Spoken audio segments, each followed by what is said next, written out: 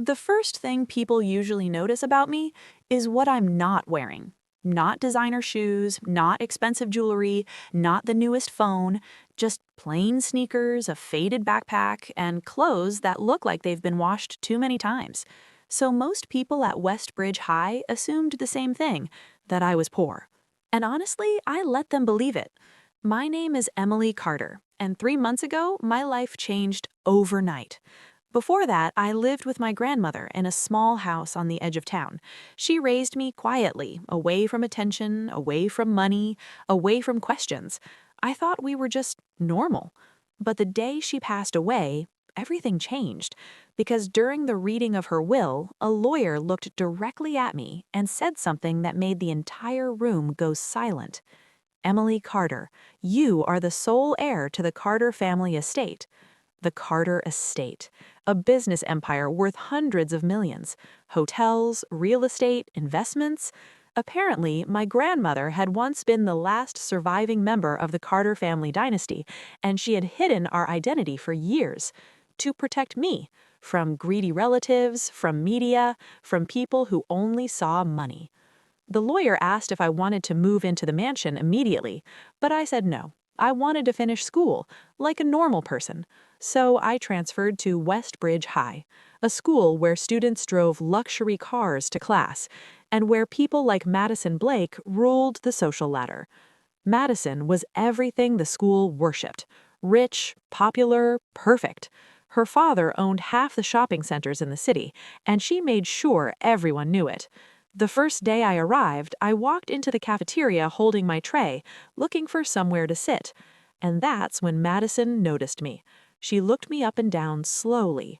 Her lips curled into a smile, not a friendly one, a cruel one. She leaned toward her friends and whispered loudly enough for the whole table to hear. Did the school start accepting charity cases? Her friends burst out laughing. One of them pointed at my shoes. Those look older than my dog. I felt my face burn, but I didn't respond. I just turned and sat at the empty table near the window. Behind me, Madison's voice followed like a knife. Someone should tell her this isn't a thrift store. The laughter echoed across the cafeteria, and that's when I realized something. To them, I wasn't a person. I was entertainment, and the bullying had only just begun. If you enjoy the video, please subscribe. At first, the bullying was subtle. Whispers when I walked past, snickering in class, people taking pictures of my lunch and posting them online with captions like, "broke girl meal." But Madison didn't stop there.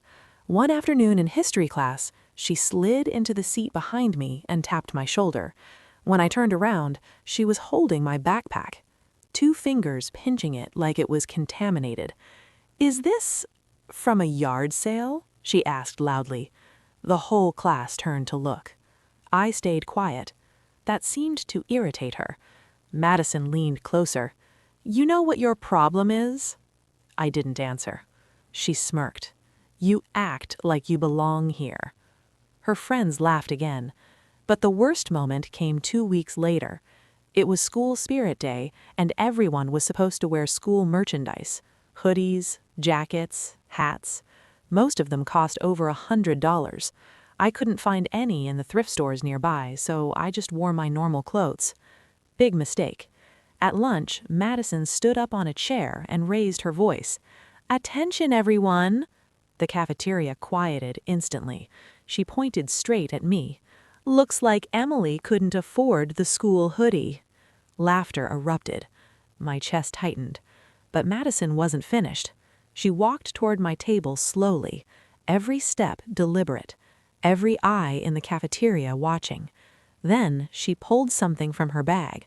A hoodie. She tossed it onto the table in front of me. "Here," she said sweetly. "My dog was going to sleep on it, but maybe you need it more." The room exploded with laughter. For a moment, I thought about telling them, about revealing everything, about telling Madison exactly who I was. But I remembered my grandmother's words. Money shows you who people really are. So instead, I simply stood up and walked away. The next day, things escalated even further. Someone had created an anonymous school poll online. Title: Should Westbridge start a scholarship fund for Emily Carter? Thousands of votes, hundreds of laughing comments. But then, something happened that Madison didn't expect. The principal called an emergency school assembly. Everyone packed into the auditorium. Students whispered, confused. Madison sat in the front row with her friends, looking bored. The principal walked onto the stage holding a microphone. His voice echoed through the room. "Today, we have a special announcement." He gestured toward the side of the stage. "Please welcome our newest scholarship sponsor for Westbridge High." The curtain opened, and the school went silent.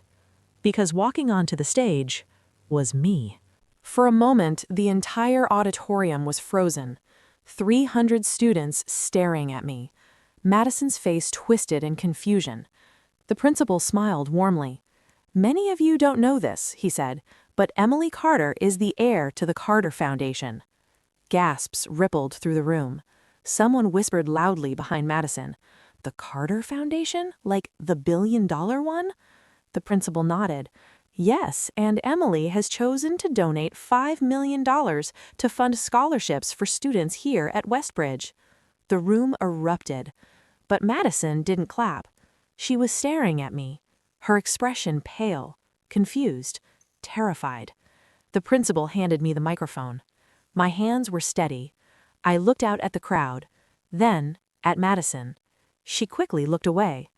I took a breath. "When I first came here," I said slowly, "a lot of people assumed things about me." The room went quiet again.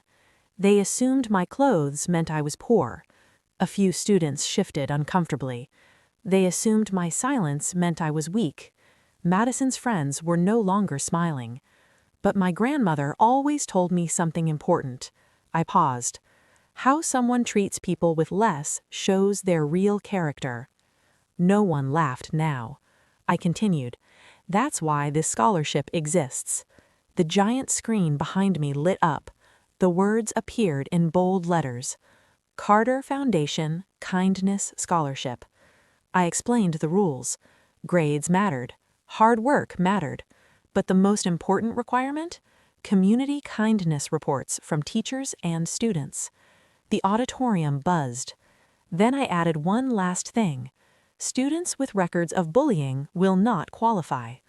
Now the silence was deafening. Madison's face had turned completely white. Because everyone knew. Everyone. After the assembly ended, students crowded around me, some apologizing, some asking questions, some pretending they had always been nice. But I noticed something else. Madison didn't approach. She stood across the hall, frozen, her friends whispering nervously beside her. Later that week, rumors spread. Madison had been called into the principal's office. Several students had reported her behavior. Screenshots, videos, witnesses. The school placed her on disciplinary probation. She was removed from student leadership. And her chances at the scholarship? Gone. A few days later, something unexpected happened. I was sitting outside near the courtyard when someone approached. Madison. For the first time since I'd met her, she looked unsure. Her stopped a few feet away. Her voice was quieter than I'd ever heard it. "I didn't know who you were." I looked up calmly. That was the point. She swallowed. "I'm sorry." The apology sounded strange coming from her. Not confident, not arrogant, just awkward. I studied her for a moment. Then I said something she probably didn't expect. "You shouldn't be sorry because I'm rich." She frowned slightly. "You should be sorry because you thought someone without money didn't deserve respect." Madison didn't reply. She just nodded slowly and walked away. I don't know if she changed after that. Maybe she did. Maybe she didn't. But I learned something important from the whole experience. Money can open doors. It can buy houses, cars, and influence. But it can't buy character. That's something people reveal on their own. And sometimes, the people laughing the loudest are the ones who end up learning the biggest lesson. because the girl they thought was nothing turned out to be the one holding the future in her hands. And this time, kindness was the real currency.